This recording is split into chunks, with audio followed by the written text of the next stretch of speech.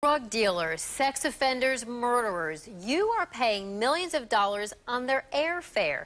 U.S. immigration officials say they are focused on deporting people convicted of major crimes, making sure they don't return to your neighborhood.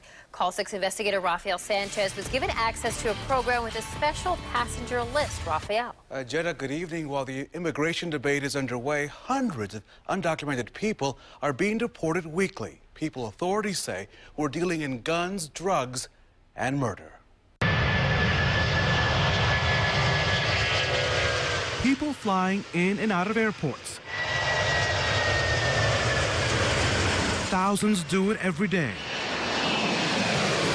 But of all the traveling options, seats aboard this plane, known as Extra Airways, are set aside for an exclusive set of passengers. This is year-round for us. Their terminal is a building surrounded by barbed wire in Chicago. It's here, where thousands of undocumented people from 6 Midwest states, including Indiana, are processed for deportation twice a week. Like clockwork. After serving time or being arrested in Indiana, Illinois, Wisconsin, Kansas, Kentucky, or Missouri, detainees are sent here, fingerprinted, allowed to withdraw earned commissary money from an ATM, and read their rights. They know the consequence if they come back without the proper documentation. In this room, convicted murderers, child molesters, drug dealers. Jose Luis Garcia Canales of South Bend has drug and gun convictions in Michigan and Indiana.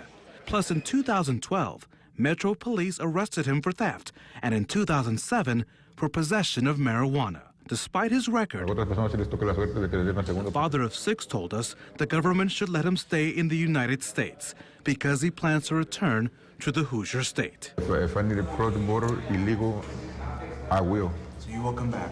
Yeah. Marciano Juarez is also going back to Mexico for being involved in a murder in 2007 in Illinois. This is the second time that Juan Cervantes is getting the boot. He was deported in 1992 at 17 years old, accused of attempted murder. This past February, the now 38-year-old who goes by multiple names was convicted of distributing cocaine in Wisconsin. Now, you don't know cocaine, you've seen cocaine, you haven't sold cocaine. No, that's it. So is this a mistake? Did the government make a mistake? That's not what his record shows. Immigration and Customs Enforcement says 96% of those facing a flight have lengthy criminal records. Nationwide in 2012, of more than 409,000 people deported, more than half were convicted of felonies and misdemeanors. The majority were drug offenses, followed by sex crimes and homicides. Detainees are outfitted with shackles and handcuffs when it's time to head to the airport. From the detention facility, it is a 15-minute bus ride to O'Hare International, where an airplane is waiting. It costs you, on average, about $8,300 to put each person through this process. Money that comes from your federal portion of the taxes you pay. The bill does not include the time served in prison. After one more pat-down, it's time to board Extra Airways. The men will be on the plane for about 2 hours, 45 minutes. When they arrive in Brownsville, Texas, they will get on a bus to the border. How do you know that the folks that are on this plane that left today will not come back in 60 days? Well, there's no guarantee. As with any law enforcement agency, we have to prioritize our resources, and we feel that the best use of that is to focus on the worst of the worst. Immigration officials say the priority is placing those convicted of major crimes on the aircraft, though room is also made for people arrested on minor crimes, such as traffic violations. People not put on this plane are sent on regular flights, also ready for takeoff.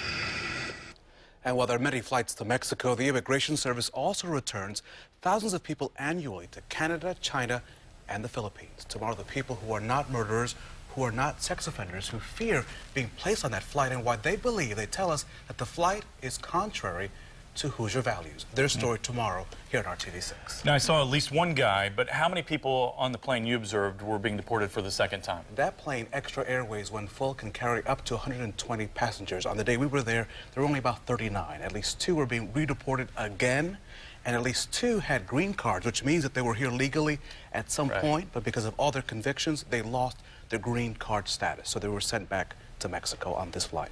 Wow, so interesting, Rafael. I knew very little about that program until your story. Thank And tomorrow we're going to hear more from the folks that opposed the flight. you. Interesting, Rafael. Can't wait. Thank you.